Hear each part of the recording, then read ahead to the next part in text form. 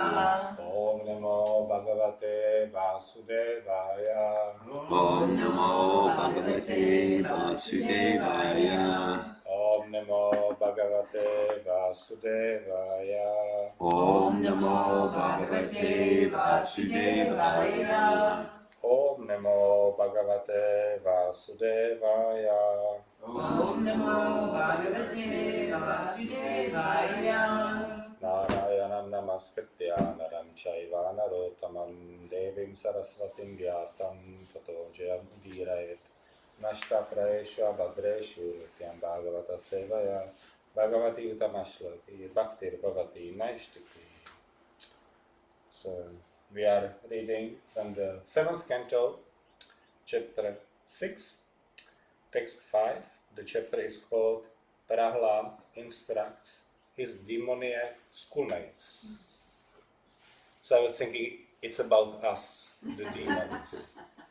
So maybe we will learn something. So let's start. I think we can start by reading it line by line, as like here. Tato yateta kushalaha. Tato yateta kushala. Kshemaya bhavam ashrita. Kshemaya bhavam ashrita. Shariram paurusham yavan. Shariram purusham yavan. Na vipadyeta pushkalam. Na vipadyeta pushkalam. Tato yateta kushala. Tato yateta kushala.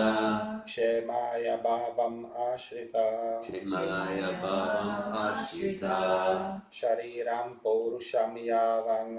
Shariram purusham yavan. Na vipadyeta pushkalam. Na vipadyeta pushkalam. Tato yateta kushala. Tato yateta kushala. Kshemaya bhavam ashrita. Kshemaya bhavam ashrita. Shariram paurusham yavan. Shariram purusham yavan. Na vipadyeta pushkalam. Na vipadyeta pushkalam. Tato yateta kushala. Tato yateta kushala. Kshemaya bhavam ashrita. Kshemaya bhavam ashrita.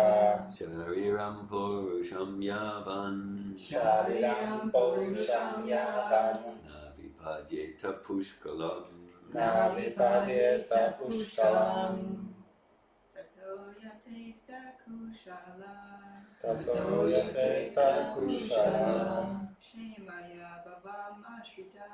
Kshemaya bhavam ashrita. Shariram parusham yavan. Shariram paurusham yavan. Na vipadyeta pushkalam. Na Vipadyeta pushkalam. Tato yateta kushala. Tato yateta kushala. Kshemaya bhavam ashrita. Kshemaya bhavam ashrita. Shariram parusham yavan. Shariram paurusham yavan. Na vipadyeta pushkalam. Na Vipadyeta pushkalam. Tato yateta kushalam. Tato yateta kushala. Shemaya bhavam ashrita. Kshemaya bhavam ashrita. Shariram purusham yavan. Shariram paurusham yavan. Navipadyate pushkalam. Na vipadyeta pushkalam. Tato yateta kushala. Tato yateta kushala. Shemaya bhavam ashrita. Kshemaya bhavam ashrita. Shariram purusham yavan. Shariram purusham yavan. Na vipadyeta pushkalam. Na vipadyeta pushkalam. Anyone online wants to chant? Tato yateta kushala. Tato yateta kushala. Kshemaya bhavam ashrita. Kshemaya bhavam ashrita. Shariram Paurusham Yavan Shariram Purusham Yavan Na Vipadyeta Pushkalam Navipadyeta Pushkalam. So let's do the word for word.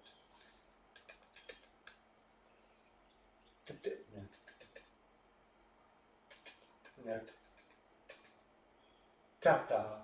Tata. Therefore, Therefore, Yateta Yateta. should endeavor. Kushala, Kushala, an intelligent man interested in the ultimate goal of life. an intelligent man interested in the ultimate goal of life. Kshemaya, Shemaya, for the real benefit of life, for the real benefit of life, or for liberation from material bondage. or for liberation from material bondage. Bhavam Ashrita, Bhavam Ashrita. who is in material existence. Who is in material existence. Shariram, Shariram. the body. The body. Paurusham, Purusham, human. the human. Yavat, Yavat, as long as. as long as. Na, Na. not. Na. Vipadyeta, Vipadyeta fails. fails. Pushkalam, Pushkalam, stout and strong. Stout and strong. Translation. Therefore, while in material existence, bhavam ashrita, a person fully competent to distinguish wrong from right must endeavor to achieve the highest goal of life as long as the body is stout and strong and is not embarrassed by dwindling. Purport. As stated by Prahlad Maharaj at the beginning of this chapter, Kaumara Acharet Pragya, the word pragya refers to one who is experienced and who can distinguish right from wrong. Such a person should not waste his energy and valuable human lifetime simply working like a cat or dog to develop his economic condition. For one word in this verse, there are two readings, Bhavam Ashrita and Bhayam Ashrita. But accepting the meaning of either of them will bring one to the same conclusion. Bhayam Ashrita indicates that the materialistic way of life is always fearful because at every step there is danger. Materialistic life is full of anxieties and fear, Bhayam. Similarly, accepting the reading Bhavam Ashrita, the word Bhavam refers to unnecessary trouble and problems.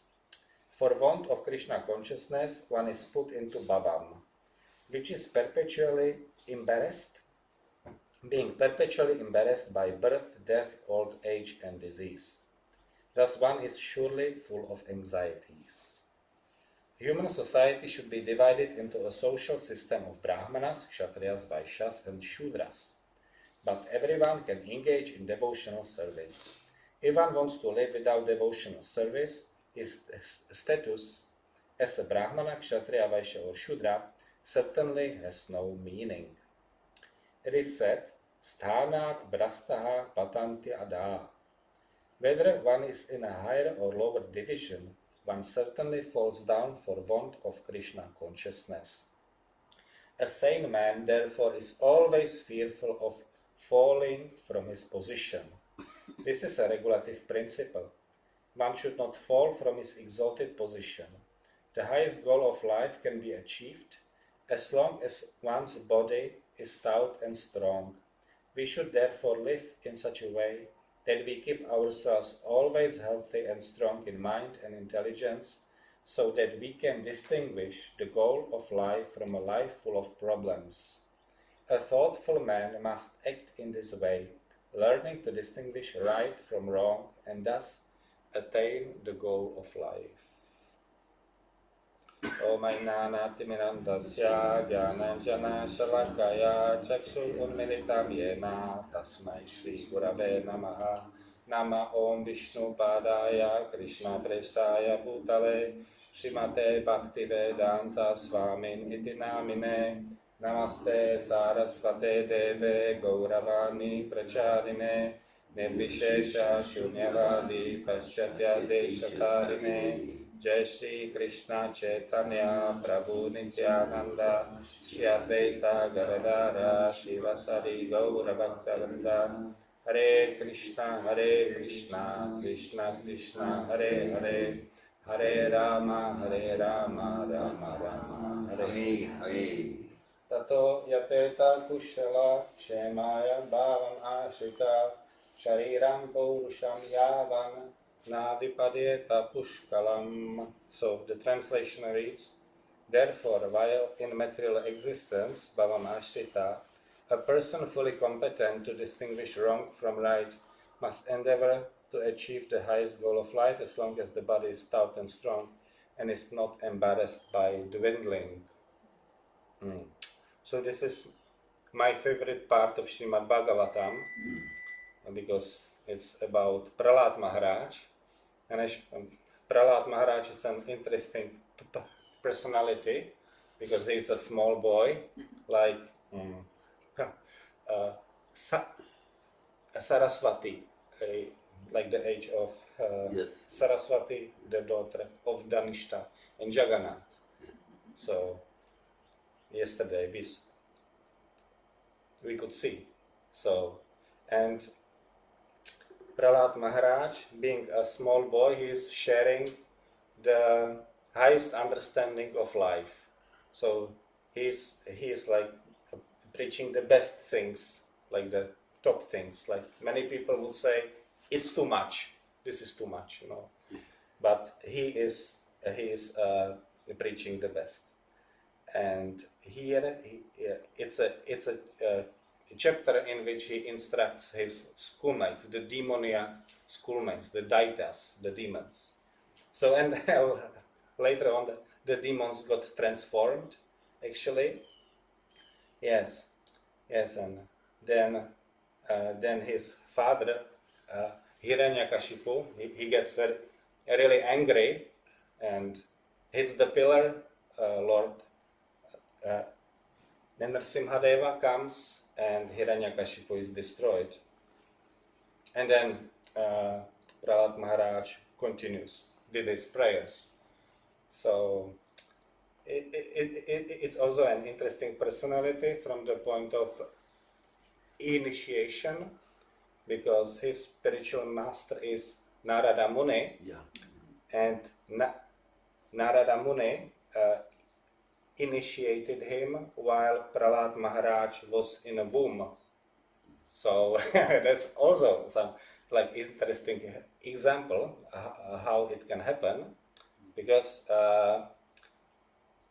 Prahlad Maharaj was hearing instructions, so it happened by hearing also. So that is a verse that Ramananda Roy says to Lord Chaitanya when Lord Chaitanya inquires, like, what's the recommended process of self-realization for this age. And like Ramananda Roy, he starts by following the Varnashram Dharma. Yes. And like other religious practices. Then he follows up with like cultivating knowledge, like slowly cultivating knowledge. Lord Chaitanya is like still disappointed because it's not practical in this age. Like no one can really do it, and those who will be doing it, they will be doing it so they just look good, So yeah, in the end, Ramananda Roy shares a verse from Bhagavatam, spoken by Lord Brahma, Yane preyasam udapasha namanta eva, jivanti san mukaritan bhavati abhardam, stane stitashtikatan tanvan manobi. So it's about staying where one is, not changing the occupation, the profession, the business. And the essence is hearing from a self-realized person. So that's the recommended process, and it's nice because everyone can hear, and those who can't hear can read. So because reading means hearing, it's a form of hearing. So that's how Prahlad Maharaj got his understanding of life by hearing from Narada Muni. And yes, the verse starts with therefore.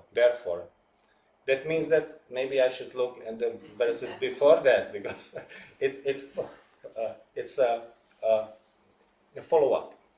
So as we read in the purport, there's the first verse of the 6th chapter is the maybe most famous one, or the most quoted one, is the Kaumarat Acharet Pragyan Dharman Bhagavatam Iha Durlabha Manusam Janma Tadapi Adruvam Artadam. So it contains several interesting points. So Kaumaram Acharet Pragya, that like one should not wait with self-realization for the old age, because the psychology can be okay, like now the body is strong, I can enjoy sense gratification, I can eat quite a bit, I can have like sex and visit friends, like visit downtown cities and like that, eat ice cream, yes, and but then the body is gradually dwindling. That's the word used in the fifth verse. The dwindling happens, and those like maybe before what like felt enjoyable is enjoyable less and less. So what can I do, right? So maybe I try this. Have less ice cream. Have less ice cream. Ice cream? Have less ice cream. Have less ice cream instead of 3. I got 3, Yesterday, Ramachandra got only 1. I got 3 because there was a great discount for me. You're an economist. That's right. I wasn't even thinking about it. I just saw the pricing, and but I paid more. So. Yes. There was a whole ice cream party in High Springs among some of my housemates yesterday. Did they bring you back ice cream? I declined. They offered, I declined. Yes. So there is a verse in Bhagavad Gita, the 14th chapter, which says Vimukto Amritam Ashnute. So one who is liberated from the 3 modes of natural nature, he does not need to wait. He can enjoy bliss even in this body. So we can actually enjoy the bliss right now. So we don't need to like wait for the body changes all the time. But then there's like seemingly like a big change when the body kind of dwindles totally, and the soul needs to travel to a different body, develop a different form of body. So that's the perspective of Prahlad Maharaj. Then one actually should not wait, and he recommends Dharman Bhagavatam here. So Dharman Bhagavatam means actually it means devotional service. So it's the Bhagavad Dharma. So it's the service unto the Supreme Personality of Godhead. And he also shares in the verse a very interesting point, that the human form of body is very rare. It's very precious, and it's also, it can be used for the eternal cause. So we can invest in our eternal bank account with the body that's dwindling. Without that, the body has virtually no meaning. But with that, it's artadam, so it's full of meaning. We can make it. We can make it full of meaning, putting the 1 in front of the zeros, right? So that's the first verse, and then Prahlad Maharaj continues to explain Yatahi Purusasyeha Vishnu Padupasarpanam Yat Esha Sarva Bhutanam Priya Atmeshvara Surit. So why it's like, like why to serve the Supreme Person, and he explains like the Supreme Person it's very dear. It's Atmeshvara, so it's the master of the soul, and it's Surit. It's very dear. So in like the Sanskrit, there are 3 words for friend, and Surit is the most dear. It's the one who is really engaged in love. In love, love means like extending oneself for the true benefit of all. So yes, there is also like a type of friend which is bandhu. We know from Bhagavad Gita there is the verse bandhur atma atmanastasya. So the mind can become a friend, but it's not the best friend. Yes, because the mind like always follows something. It's always directed by something. It can be directed by the senses, as my mind is directed by senses, or it can be guided by higher consciousness. So yes, and then there is like a friend, is like a business friend, So that's even like on the lower level. So then Prahlad Maharaj continues to explain Sukam Aindriyakam Daitya Deha Yogena Dehina Sarvatra Labhyate Daivat Yata Dukam Ayatmataha. So that's like the third and also like an interesting point he makes that one should not endeavor to gain happiness or pleasure in this life, because the pleasure comes on its own, similarly as distress comes without being asked for. Like no one asks for distress except like for like mentally ill people. So but still the distress comes regardless of the state of health, the state of the bank account, the number of friends, the number of houses, the size of a car. It's like here there are very big cars around, and I've heard that the size of cars here is like increasing all the time. So yes, yes. So yeah, We should be embarrassed. who? We? You? Yes. Yes. In America, the cars are getting bigger. Yes. It like. We should be embarrassed about this. Yes. Like yes. It like takes many forms, but it's essentially the same thing. So yes, and then there is a follow-up verse. Tat prayaso na kartavyo yata vaya atah param natata vintate kshema mukunda charanam bhujam.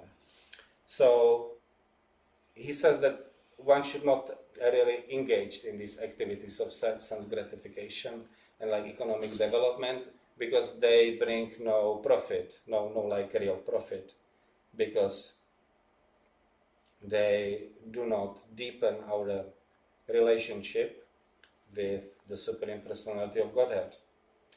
So he actually like advises the sons of the demons not to engage like what in what they are being taught actually in the class, because the demoniac classes are about like economic development and like these things. So yeah, he goes directly against what's being taught.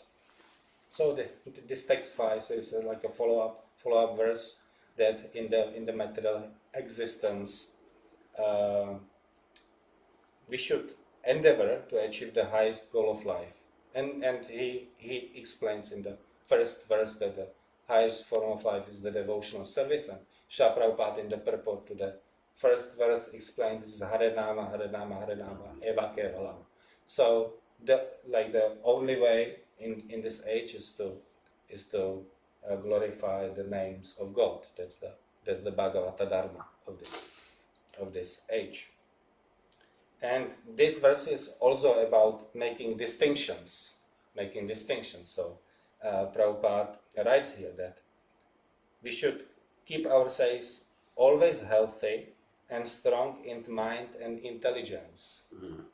So in such a way, so that we can distinguish the goal of life from a life full of problems. So like, yes, that's like the understanding, like it comes from a spiritual platform and it's imparted by the mercy of the spiritual master. So by the mercy, the disciple can start to distinguish between what brings him closer to the spiritual master and to Krishna, and what brings him further from the spiritual master and Krishna. So anything which brings me further from my spiritual master and Krishna, from their instructions, is sin. That's the definition of sin. So we should keep ourselves always healthy and strong in mind and intelligence. So that includes taking care for the body, of course taking care for the consciousness. Yes, because the proper choice in this, it can take many forms. For someone, it could be that the proper choice is to leave ashram and go to set up his own family, maybe. For someone else, it might be that the proper choice is to spend some time in ashram with the association of others, right? So that's the distinctions we need to cultivate. Yes. So that's the distinctions, and this verse also speaks about fear. So the fear is like the essential experience of this in this world. That is like always I can experience the fear directly, or I can experience other feelings, but often the fear is in the background.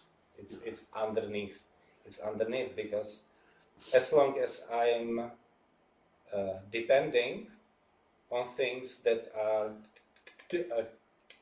temporary or are not real, to that extent I will be engulfed in fear.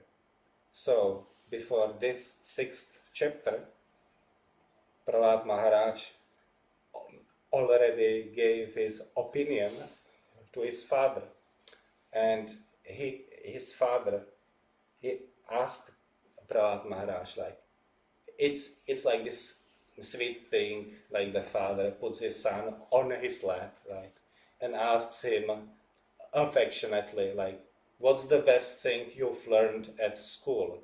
It's nice, and what's expected, it's some sweet thing from the child, so the loving exchange can go on. And Prahlad Maharaj responds tat sadhumane asura varja dehinam. So he addresses his father as the best of the demons. Not father you are the best of the demons, the best because he essentially conquers the universe. So he reaches the highest point in economic development, the material. The most successful. Yes, Most yes. successful. There are small demons, maybe like us, and there are successful demons. Yes. And he continues, Sada samudvigna dhyam asadgrahat. So that's the reason, you are always in fear, sada samudvigya, because asadgrahat, because you are depending on that which will not last. So then he recommends his father to worship Vishnu. Krishna. So his father gets even more angry because he does not want to worship Vishnu. Vishnu killed his brother. Yes. So that doesn't sound very likely to be happening soon. And he also said, Hitvatma patam graham andakupam. So if I depend on these illusory, like it's mainly like thoughts. It's not that those things would be false, but I'm seeing them in a wrong light, because I'm thinking like I will enjoy this. I will derive some lasting happiness, lasting happiness of like having these things, or like using my senses in connection with these things. So Atma Padam, it means like the soul stops. That's like the place where this self-realization, like the vitality of the soul is lost. And Graham Andakupam, then one like falls into the blind well. So one can walk on a field, and if it's unlucky, if one is unlucky, he can fall in a blind well. So it's like a hole in the ground. I don't see it because I don't have the eyes of knowledge. So I fall down, and like that's basically the end. Like that's where the soul stops. So he already instructed his father, and now he's instructing his demoniac schoolmate here. And I want to close up in the like spirit of initiation. So I printed a small memory from the Lilamrita. I think it's good enough to be read here. Okay. So we can give it a try. So this is from July 1967. So July 1967, it's like a year, like in 66, Shri Prabhupada established the temple in New York, and that's like the beginning, really like beginning of the movement, like this initiation of first disciples, like 66. The ISKCON organization is being founded, and then later they set up a second temple in San Francisco, so that becomes like the second temple, and then later there's the Montreal temple, and later the movement spreads into more and more. But in like 67, Shri Prabhupada just went through a health crisis, basically.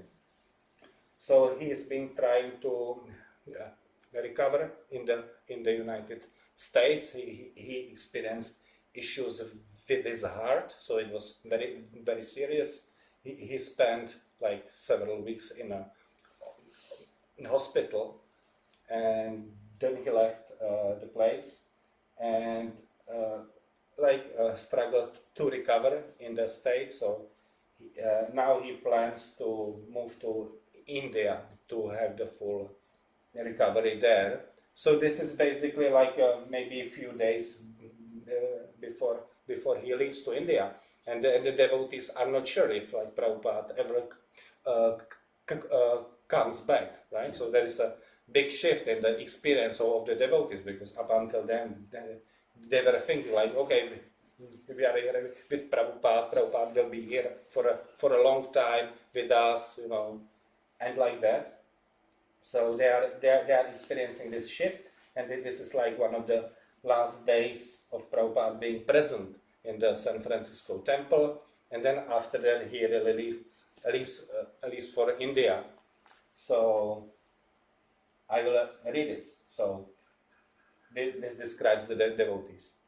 They realized, perhaps for the first time, that they were part of a preaching mission, a movement. They were together not just for good times and good vibrations. They had a loving obligation to Swamiji and Krishna. Swamiji was the, how they called, Prabhupada at that time. Prabhupada returned to his apartment, which soon became chaotic. It was late. Many people wanted initiation. Mukunda, Jayananda, and other temple leaders tried to determine which candidates were sincere. They selected candidates, half a dozen at a time, and allowed them into Prabhupada's room. Prabhupada sat behind his little desk, chanted on each person's beads, and returned them, giving each person a spiritual name. Kirtananda requested him to stop. Further initiations could be done through the mail. But Prabhupada said he would continue initiating whoever was present. Mukunda and Jayananda set priorities. Some persons had been waiting months to be initiated and were obviously sincere. Others would have to be turned away. What follows is a memory of John. So John is the one who is present there, and John remembers. At the end of the lecture, I was sure that I wanted to be initiated, and even though there were some talk of being initiated by mail, I knew I wanted to have that personal connection with my spiritual master and be personally initiated by him, personally accepted. I ran up to Mukunda and said, "How many are on the list? I would like to get on the list." He said, "Well, Swamiji isn't really taking them in any particular order. We are just going to try to pick out the most sincere people." "Please put my name on the list," I said. "I'm really sincere. I really want to get initiated." So he put me down and took the list up to Swamiji, and Swamiji began calling for people one by one. After the third person, when my name wasn't called, I became a little worried. Then after the fourth person, I was really sitting on edge. Then when they called the fifth person and it wasn't me, I was totally destroyed. I felt, oh, he's going to India, and then he's going back to Krishna. I just lost my chance. This is it. There is no use in me living anymore. I was trying to make it to the coat rack and get my coat and get out before anybody could see me crying. I hadn't started crying, but I could tell it was coming. A couple of people patted me on the back and said, "It's all right, he can write you a letter and tell you your name." All I could think was, yeah, the way he was talking tonight, it may never happen. I could barely stand up. I went outside and started walking across the parking lot towards Golden Gate Park. I was kind of heading towards the Golden Gate Bridge. I thought, I'll just jump off. I hadn't been there long enough to understand that if you commit suicide, you have to become a ghost. I just figured my life was useless. I got about halfway across the parking lot when the idea struck me.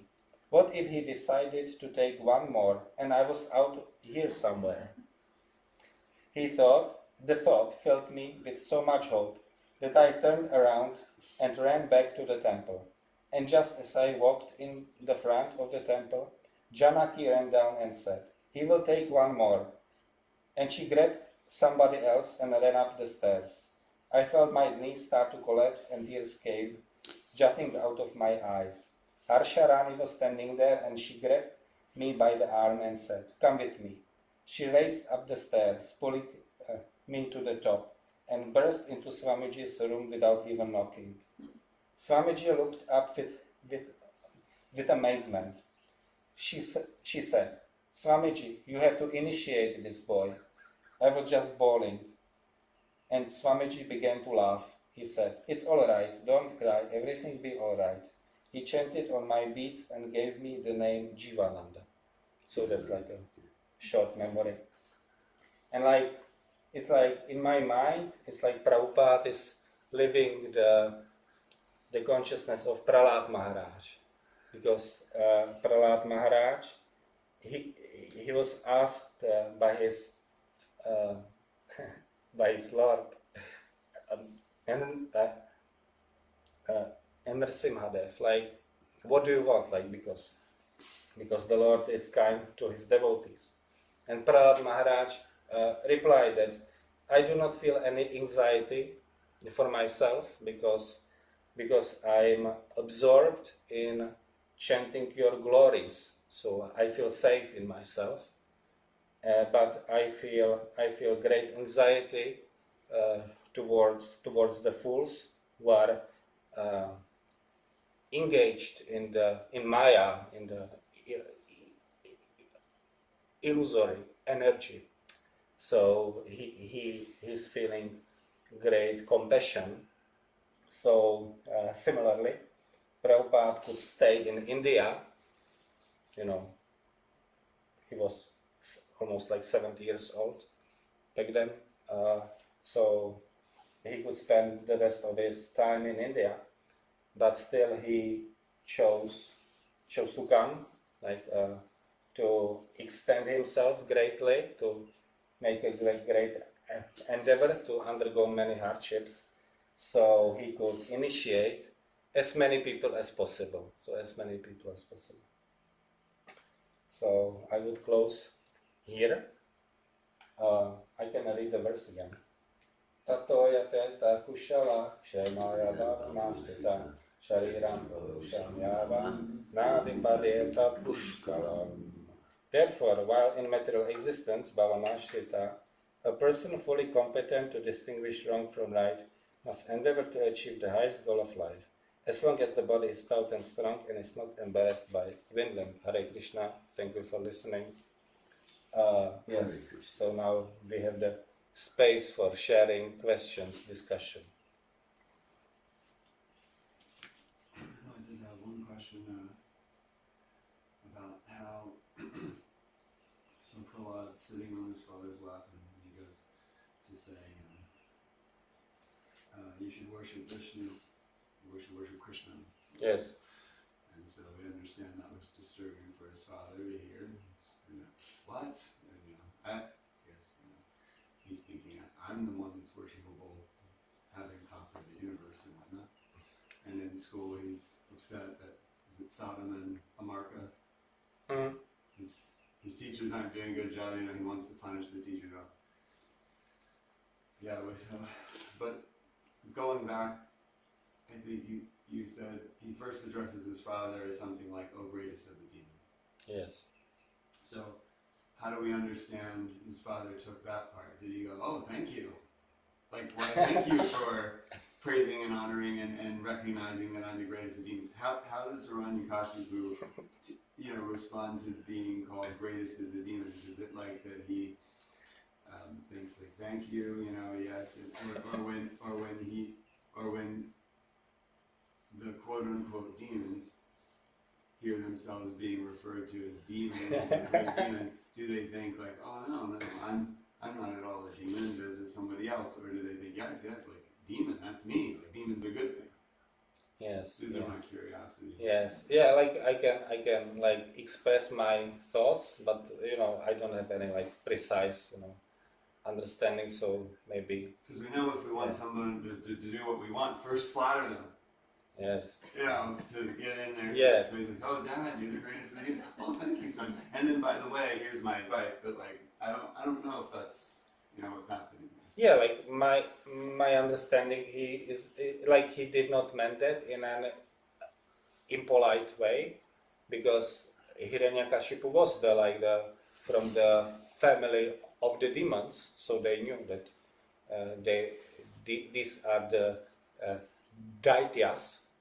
So he that's my understanding, that he like addresses him in basically praising him, that he is the best. You are the best, So of this dynasty. yes.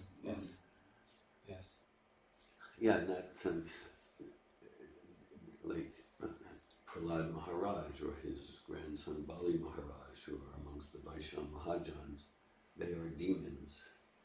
In the way it's being used here, it's like a family name, like Smith or Cohen. It's like a family name, the Daitya demons, and then the demigods come from a demon. So yeah, that's why amongst this great family, you are the most you are the most amazing, like that.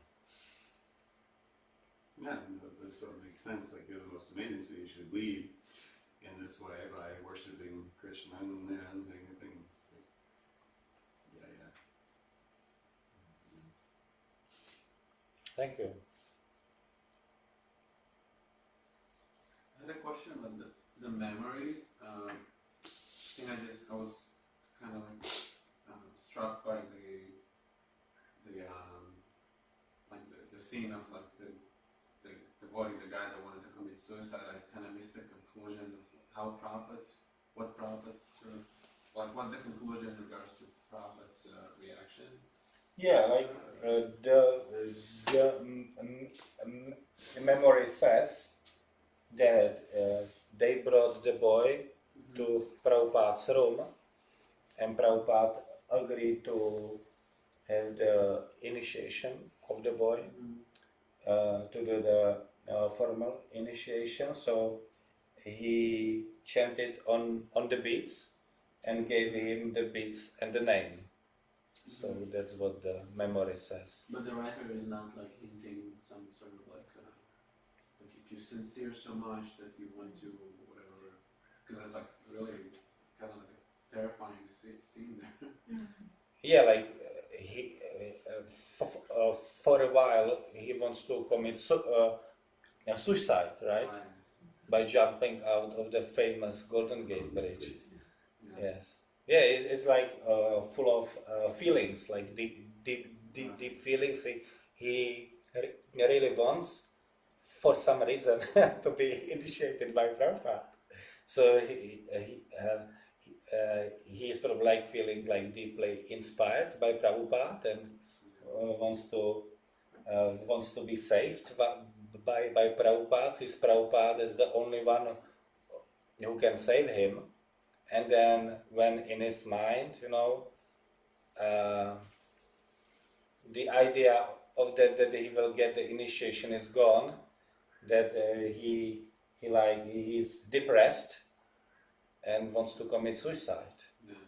So I just hope that some like readers don't think that it's like praiseworthy, because I mean, Yeah, suicide is generally not recommended in the bhakti path. It says he didn't know that you come back as a GH.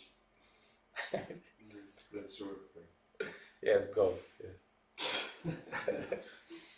Yeah, I'm getting like from the memory, and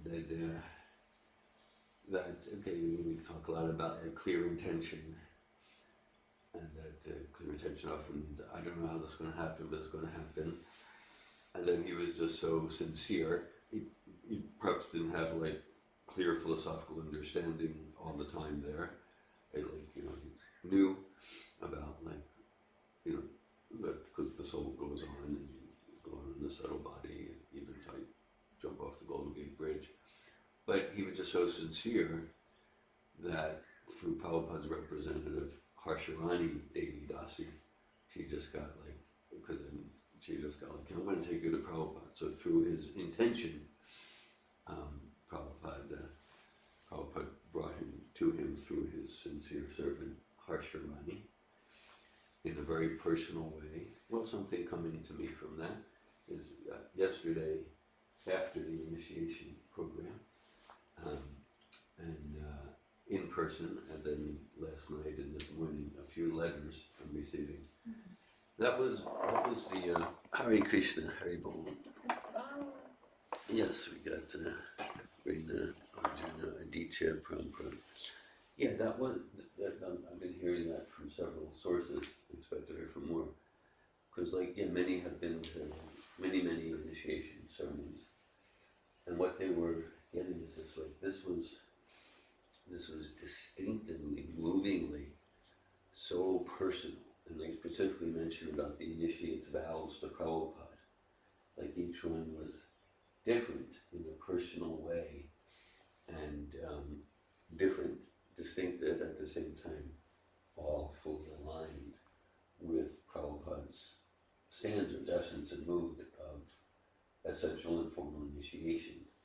But that's what I see, just like we hear with this John Jivananda, just like he was so personally wanted to connect with Prabhupada, and so I just share that.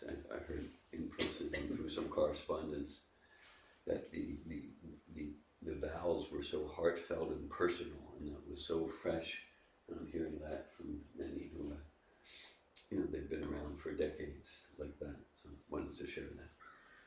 I'll also add to that, Lakshmi Priya's friends, our neighbors in Melrose that were close here, even more distinctly, everyone's taking their vows to Srila Prabhupada, also were very, very moved. They were moved. Very moved, and very touched by the whole thing. And I could see, and then afterwards, after Prashad and everything, they just expressed their gratitude for Lakshmi Priya inviting them, and then allowing the space to be so close to everything that was going on. I know energy-wise, Lakshmi Priya desired to have their presence so close by, but they were impacted by every initiate. Yeah. Thanks for sharing that. Yes. Thanks for It sharing must that. have been the lady sitting behind Lakshmi. Yes. Yeah, on the left side there. Yes. Yeah, okay. Yeah. A good friend, Laura, was there also doing a lot of service, but then two of the neighbors. No, three, because Jeanette finally came. Yes, three neighbors. Lakshmi Priya is taking over Melrose, so eventually like everyone will be her neighbor. She yeah, the photographer said, just think of it as, Well, you and her. Yeah. But we were actually had an outside experience where we were getting our photographs, and she's like, yeah, meet your neighbor. I'm like, we are neighbors. And she was like, oh, you're neighbors? Like, yeah, we're really, truly neighbors. And so she thought that was really sweet. So, yes. Sweet. Thanks Everyone for was sharing. touched. Yes. I appreciated that this verse was instructing to have a strong body, because exercise is something that's really important to me, but I often struggle with, like, how do I make this spiritual? And I like that you were saying that when we have a strong body, we can engage in sense gratification more. I was like, yeah, I relate to that, and that's important to keep in mind, or be conscious of. And then the verse was also talking about strengthening the mind and the intelligence. And so for the mind, I have ideas of how to strengthen the mind. But for the intelligence, I was wondering how do we strengthen our intelligence? Yes. Like Prabhupada was describing that one should keep his body, mind, and intelligence in a good shape, because that's the basis of making distinctions. Distinction. Yes, to distinguish what one should engage with and not engaged with. So how to cultivate strong intelligence. So intelligence is the capacity to make distinctions. So it really directly relates okay, how do I enhance my capacity to make distinctions? Because as some courses say, we are making distinctions all the time. Yes. All the time. So yes, yeah. So the main what Prabhupada recommends is the morning program. So that's the basis to make the intelligence sharp for the whole day, and then it's also recommended to have a evening program, or at least to chant, read in the evening, because it's I can then go to rest, being inspired again to revive something, because it often gets kind of lost throughout the day. So following this structure is a practical way to gradually strengthen the ability to make distinctions and that. Appreciate the question and discussion. Yeah, so everything in bhakti strengthens the intelligence and our capacity to intelligently use discretion, make distinctions. I would say read Prabhupada's books, That's it. Like there's so Srila Prabhupada is our current link to the Parampara. He's the external representation of Super Soul, or that highest intelligence within. Hear from Prabhupada. Yeah, when we're chanting japa anytime, chanting japa in the morning, just my capacity to make distinctions is enhanced now compared to an hour ago through this Bhagavatam discussion. Read Prabhupada's books, hear from Prabhupada. It was just this morning I was hearing in the recorder. It was a lecture from Prabhupada on the third canto, 26th chapter Bhagavatam. It's Lord Kapila Dev's instructions to his mother Devahuti. And Prabhupada was saying, like, he was talking about deity worship. And he said, like, okay, so there's Krishna, the all-powerful personality of Godhead. And Krishna makes himself, he'll appear in the form of a deity, maybe, because it's all Krishna's energy, wood, metal, the mind. So you can fear, and then Prabhupada said, so then Krishna, so he makes it seem that I am helpless. I am helpless. I can't dress myself, and so then the devotee gets to do that service. And Krishna says, and Prabhupada said, actually, Krishna is dressing himself by giving you the intelligence of how to do it and how to do the service. And it's true for any service. I'm just sharing that. That's from this morning at about 3:45 a.m. That's the time I was getting up because I was hearing the vibration. You were hearing the vibration. Yeah. I'm getting purified even during night here. Hope it wasn't too early. It was okay. So just in that was about like 45 seconds from Prabhupada. Like, whoa, that's mind-blowing. I mean, I could meditate on that for days and days. About, okay, so Krishna in his pastime, he's appearing, like we can't dress the universal form of Krishna in Goloka, he's appearing, and I'm helpless, you need to feed me. And Prabhupada said, but actually Krishna is he's doing all the service himself by giving us the intelligence, giving the devotees intelligence how to do the service. Tesham stati utanam bhajatam paripurvakam dirami buddhiyogam tam yenamam upiyantite. Krishna says, for one who's sincere wants to serve me, I give the intelligence. It's ultimately through sincerity, and our sincerity is cultivated through following the sadhana. I was given there's so many distinctions there. There's yes, and so through our sincerity, that's I just quoted verse 10.10 Bhagavad Gita. It's a classic intelligence verse. Through our sincerity, Krishna gives us the intelligence. Myself, sometimes I'll just open Prabhupada's books, read one sentence, and my intelligence is like alive and crisp. Hare Krishna. Hare Krishna, thank you. Yeah, it's like to have like a what works for me. It's like to have a strong intention that every day I will like at least hear or read something from Prabhupada. You know, I have business. I have 2 small children, so that there is never enough time. And when I'm with the small boy, you know, he always wants to have what I have. So if I start reading, it becomes impractical very quickly.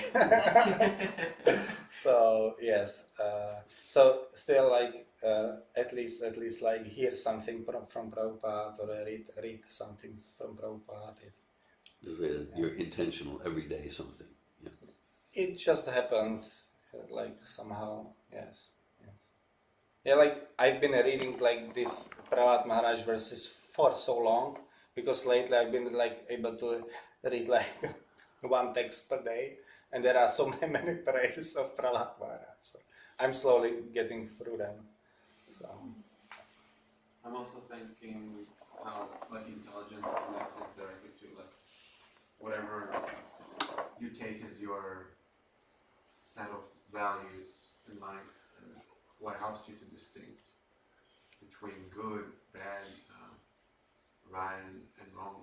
And yeah, Prabhupada said so many so many values and traits to in his writings and his personal example. Yeah, it's like the distinction of what traits, like what the values to cultivate. Is that what you mean? Yeah, which values we want to make an effort to preserve as like individually, as a community. Yes. Yeah. Because in the modern civilization, we are not even clear like what values should we like cultivate, preserve. Like the government always changes because there is like a new idea. Let's go after this. Then we realize that it doesn't work, so we go after something else. We realize yes. So that's like the 13th chapter of Bhagavad Gita. Like Krishna describes the uh, knowledge, and it's a combination of personal values like humility. It starts with humility. So yes. So that's also like a important distinction to like know what's important in life. Yeah. Yeah, I really like the question because it's like I think I remember like this like one of these distinctions that Prabhupada gives to like common values that we hear about all the time. Like generally, like I don't know, intelligence would be something that like how smart and capable you are to achieve what you want in life, either that's money or whatever, but Prabhupada he sort of connects that to something so like fundamental like values in relationship to God or like that.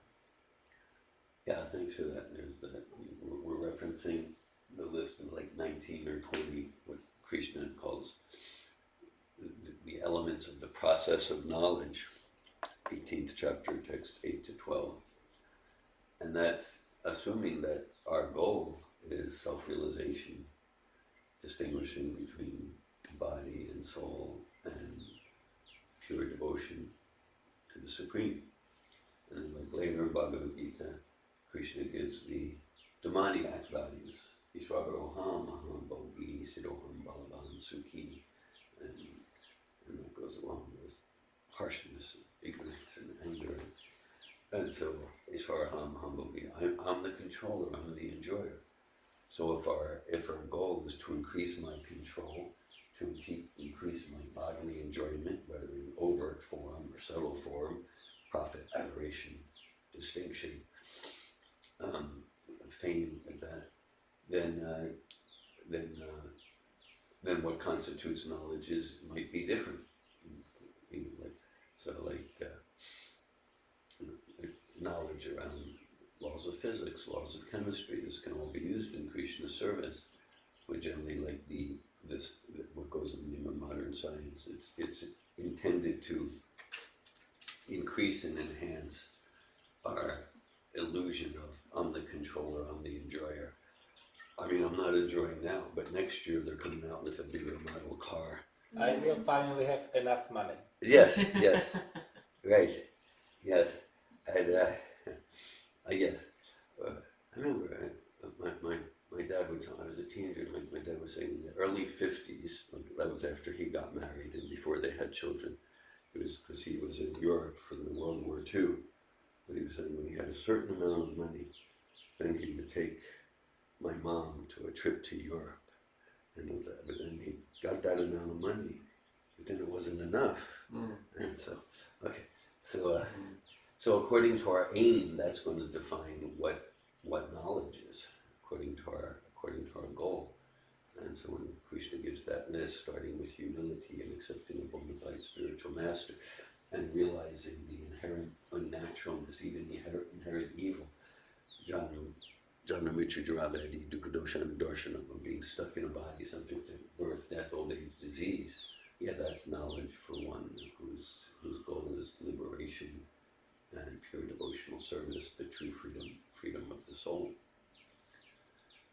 Intelligence makes distinctions, and then it's the director, the passenger in the chariot, the soul, that determines what's the goal, what's the goal.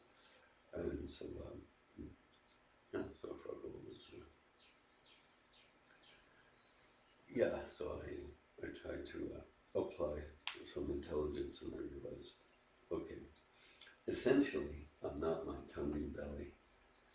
So based on the higher goal, I chose not to do ice cream lessons. That's amazing. That's really amazing. It is. I can't even imagine saying no. I'm impressed with myself. Yeah.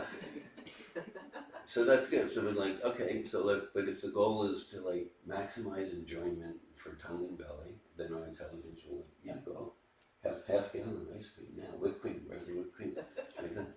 Then our goal is like to be in reasonable shape for the morning program. No ice cream at night. Hare Krishna. Well, it's not night now. Yeah. But point well taken. He went preaching to high springs, and Krishna provided ice cream. Yeah. Your goal was preaching, and What ice can cream we- yeah, ice cream yeah. was a byproduct. Yeah. To enlighten the downtown of High Springs by our mere presence. And I get that you were effective in that. It's the Acharya principle. Yeah, they shared. They met someone who chanted Hare Krishna due to their presence. Nice. Yeah, so that happens. Success. Yes, Success.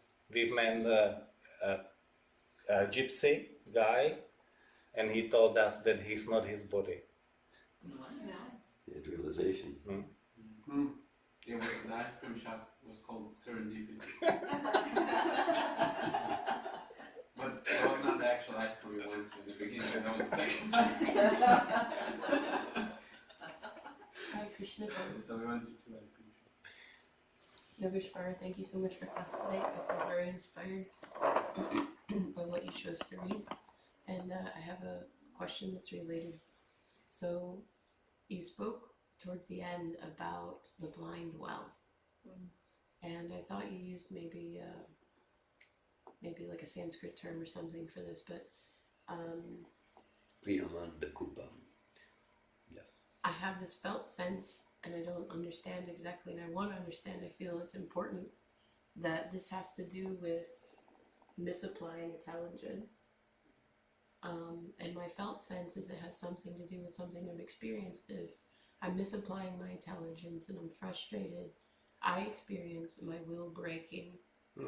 So I'm not able to apply my minute power of will. And you specifically said the words, you fall in the well, like the soul stops. Yes. And I'm hoping that you can tell me more. Maybe I can make connection with what I experience as broken will.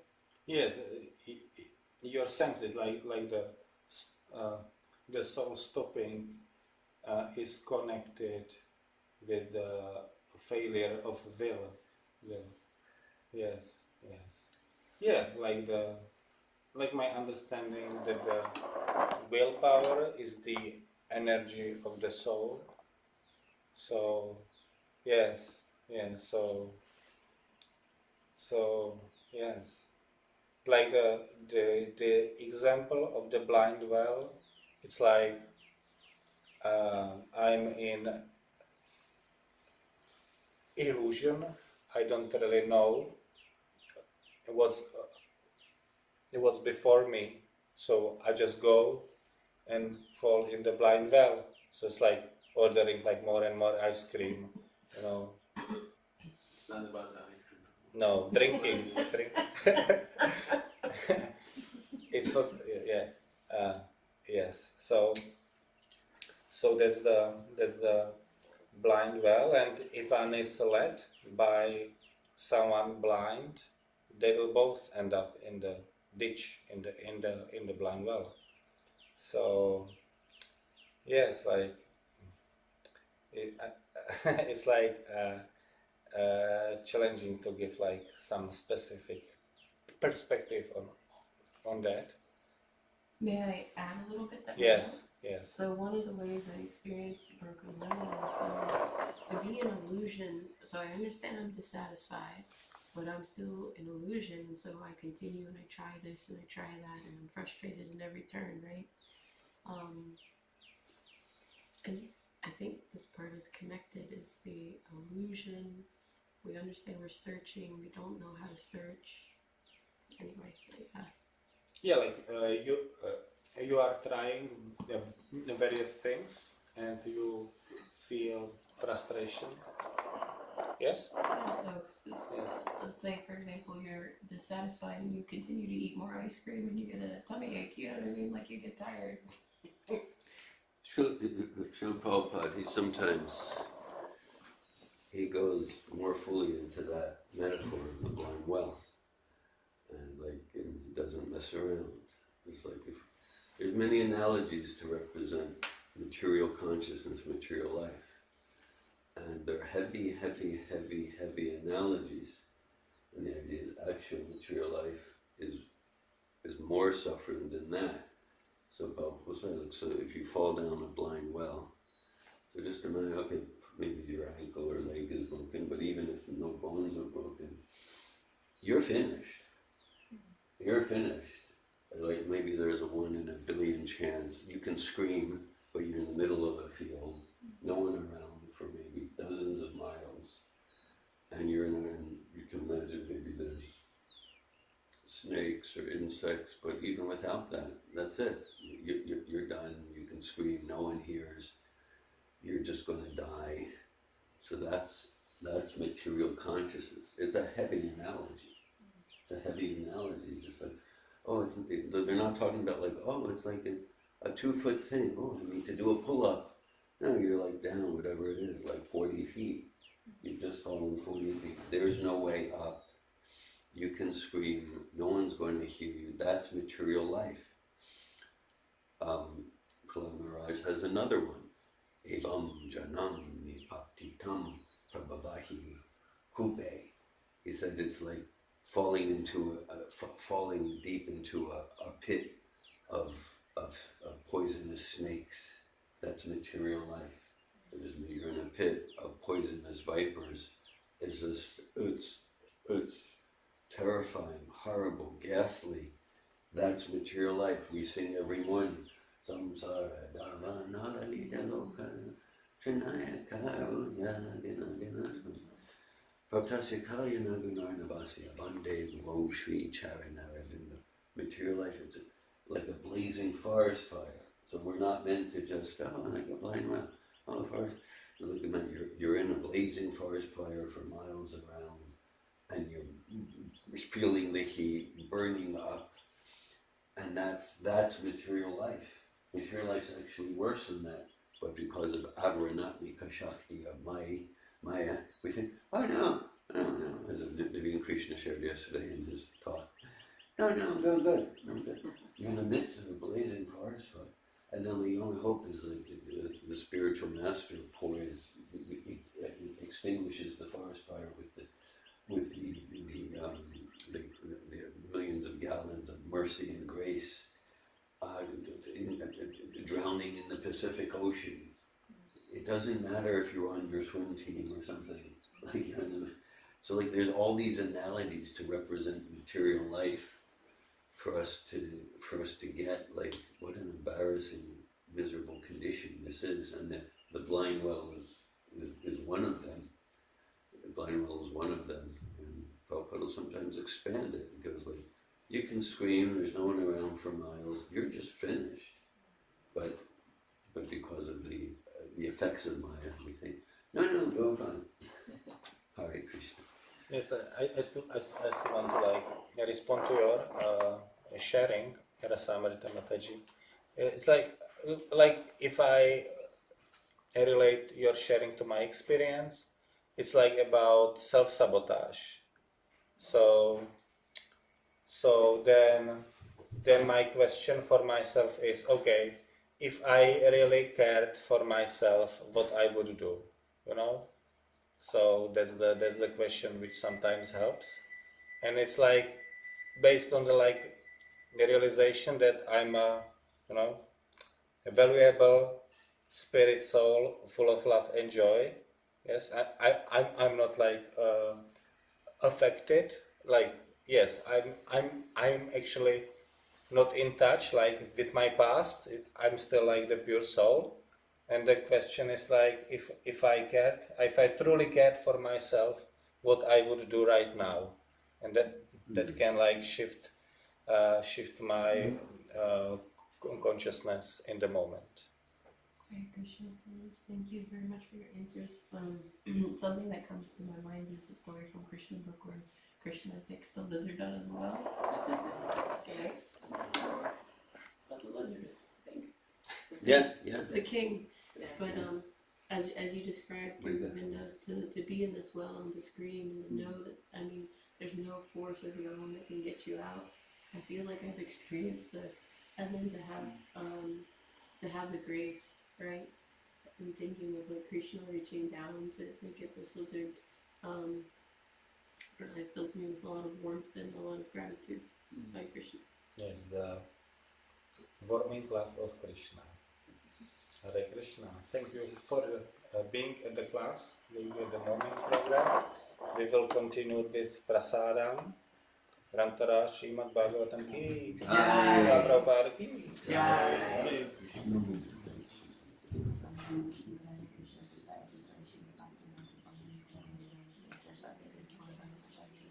And it seems we have multi-varieties of prasad. Hare Krishna Prabhus.